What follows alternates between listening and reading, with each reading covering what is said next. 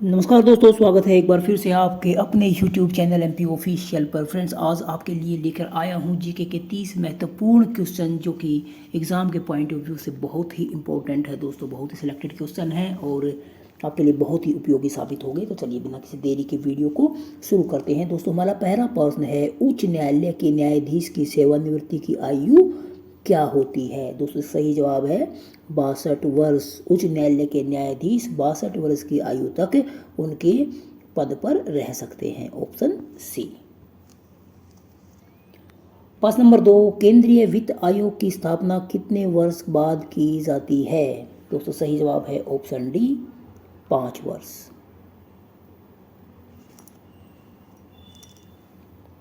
प्रश्न नंबर 3, राष्ट्रपति कितनी बार गैर धन विधेयक को संसद द्वारा पारित है लौटा सकता है? दोस्तों, सही जवाब है ऑप्शन ए, एक बार वापस कर सकता है।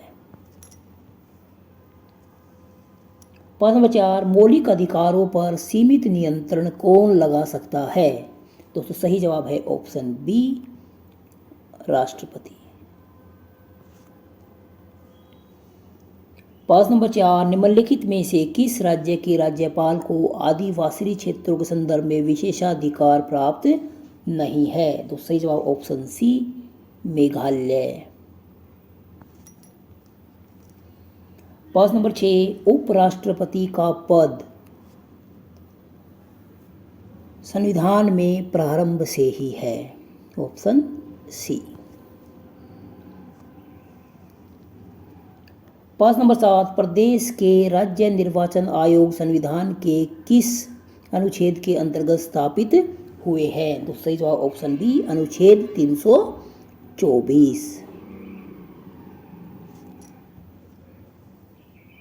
प्रश्न नंबर 8, संविधान में संशोधन की शक्ति किस अनुच्छेद में है? दोस्तों, सही जवाब है ऑप्शन डी, अनुच्छेद 368 में संविधान संशोधन की शक्ति का उल्लेख किया गया है। प्रश्न नंबर 9, नागरिकों के मूल कर्तव्य लागू किए गए संविधान के किस संशोधन के द्वारा? तो सही जवाब है ऑप्शन ए, 42वें संविधान संशोधन के द्वारा किए गए। प्रश्न नंबर 10, योजना आयोग क्या है? दोस्तों, सही जवाब है ऑप्शन डी, परामर्शदात्री संस्था।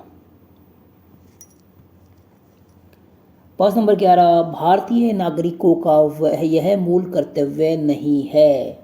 दोस्तों, संविधान का पालन करना, देश की रक्षा करना, सार्वजनिक संपत्ति की सुरक्षा करना, ये तीनों ही हमारे मूल कर्तव्य है। जबकि देश में स्कूल, कॉलेज और अस्पताल बनाए, ये हमारा मौलिक कर्तव्य नहीं है। इसलिए ऑप्शन डी हमारा सही है। प्रश्न नंबर 12, राज्यसभा के लिए प्रत्येक राज्य के प्रतिनिधियों का निर्वाचन कौन करता है? तो सही जवाब है ऑप्शन ए, विधानसभा के निर्वाचित सदस्य। प्रश्न नंबर 13, यह एक अखिल भारतीय सेवा नहीं है? दोस्तों, आईएएस, आईपीएस और आईएफएस ये तीनों ही अखिल भारतीय सेवाएं हैं, जबकि आईएसआई नहीं है। ऑप्शन बी हमारा राइट आंसर है। प्रश्न नंबर 14, भारत के उपराष्ट्रपति को निर्वाचित करते हैं? दोस्तों, सही जवाब है ऑप्शन बी, लोकसभा एवं राज्यसभा के सदस्य। Option B. प्रश्न नंबर 15, निम्नलिखित में से कौन सा केंद्र सरकार का कर नहीं है? दोस्तों, भूमि राजस्व जो है वो केंद्र सरकार का कर नहीं है। Option D. प्रश्न नंबर 16, राष्ट्रीय विकास परिषद का अध्यक्ष कौन होता है? दोस्तों, बहुत ही इंपॉर्टेंट क्वेश्चन है जिसकी जानकारी होनी चाहिए। तो दोस्तों, इसका सही जवाब है, भारत का प्रधानमंत्री जो है वो राष्ट्रीय विकास परिषद का अध्यक्ष होता है। Option B. चलिए आगे बढ़ते हैं।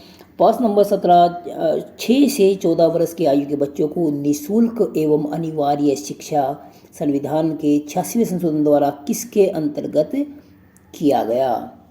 दोस्तों, सही जवाब है ऑप्शन ए, मौलिक अधिकार। ये हमारा मौलिक अधिकार है। प्रश्न नंबर 17, भारतीय संविधान के अनुरूप शिक्षा 1 केंद्रीय विषय है, राज्य विषय है, समवर्ती विषय है, स्थानीय प्रशासन का विषय है। तो दोस्तों शिक्षा जो है वो समवर्ती विषय है, मतलब केंद्र सरकार और राज्य सरकार दोनों का ही सामूहिक विषय है। तो ऑप्शन सी हमारा सही है। प्रश्न नंबर 19, भारतीय संविधान के किस अनुच्छेद में कानून के समक्ष समानता का प्रावधान है? किसके अनुरूप शैक्षिक अवसरों का समानता का प्रतिबंध किया जाता है? दोस्तों सही जवाब है ऑप्शन डी 45।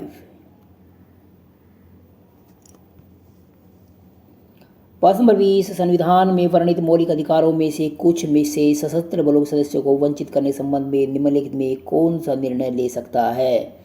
दोस्तों सही जवाब है ऑप्शन ए, संसद इस पर निर्णय ले सकती है, ऑप्शन ए। प्रश्न नंबर 21, बजट की प्रमुख अवस्थाएं है? दोस्तों सही जवाब है ऑप्शन डी, उपयुक्त सभी। बजट निर्माण, बजट पर व्यवस्थापिका की वित्त स्वीकृति और बजट का कार्यान्वयन करना, ये सारी अवस्थाएं हैं। तो ऑप्शन डी हमारा सही है। प्रश्न नंबर 22, राष्ट्रीय शिक्षा नीति 1986 का पुनर्वलोकन किया था? दोस्तों सही जवाब है ऑप्शन बी, रामामूर्ति समिति ने। राष्ट्रीय शिक्षा नीति 1986 का पुनर्वलोकन रामामूर्ति समिति ने किया था, ऑप्शन बी। प्रश्न नंबर 23, जम्मू कश्मीर राज्य का संविधान बनाया? दोस्तों सही जवाब है ऑप्शन बी, राज्य द्वारा स्थापित संविधान सभा ने बनाया था। प्रश्न नंबर 24, भारतीय संविधान के प्रारंभ के समय सिक्किम की क्या स्थिति थी? दोस्तों सही जवाब है ऑप्शन सी, एक स्वतंत्र राज्य। प्रश्न नंबर 25, अस्पृश्यता का उन्मूलन, छूत का उन्मूलन किस अधिकार के अंतर्गत आता है? दूसरे जवाब ऑप्शन बी, समता का अधिकार, ऑप्शन बी।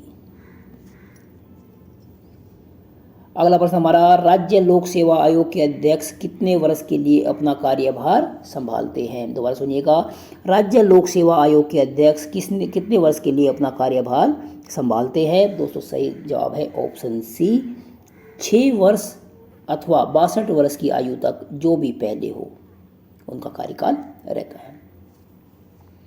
प्रश्न नंबर 27, अनुच्छेद 356 के अंतर्गत एक राज्य में संवैधानिक तंत्र के विफल हो जाने के कारण उत्पन्न आपातकाल की उद्घोषणा करने के लिए संसद के दोनों सदनों का कितने समय के अंदर अनुमोदन होना चाहिए? तो दोस्तों सही जवाब है ऑप्शन सी, 2 महीने के अंदर जो है उसके अंदर अनुमोदन होना चाहिए। प्रश्न नंबर 28, संविधान के किस अनुच्छेद के अंतर्गत भारत के उप प्रधानमंत्री का पद आता है? दोस्तों इसके बारे में बता दूं मैं कि भारत का उप प्रधानमंत्री की नियुक्ति जो है वो भारत के राष्ट्रपति के द्वारा की जाती है और किसी अनुच्छेद के अंदर उसका प्रावधान नहीं दिया गया है, इसलिए ऑप्शन बी हमारा जो है वो सही है। प्रश्न 29, भारतीय संसद ने राज्य के पुनः संगठन अधिनियम को कब पारित किया? तो सही जवाब है ऑप्शन ए, 1956 में। दोस्तों हमारा 30वां एवं अंतिम प्रश्न, निम्नलिखित में से किसे महाभियोग के द्वारा हटाया जा सकता है? दोस्तों सही जवाब है ऑप्शन ए, महालेखा परीक्षक को महाभियोग के द्वारा हटाया जा सकता है। तो दोस्तों ये थे आज के महत्वपूर्ण प्रश्न। वीडियो अच्छी लगी है तो वीडियो को लाइक कीजिए, शेयर कीजिए और चैनल को सब्सक्राइब कीजिए। धन्यवाद।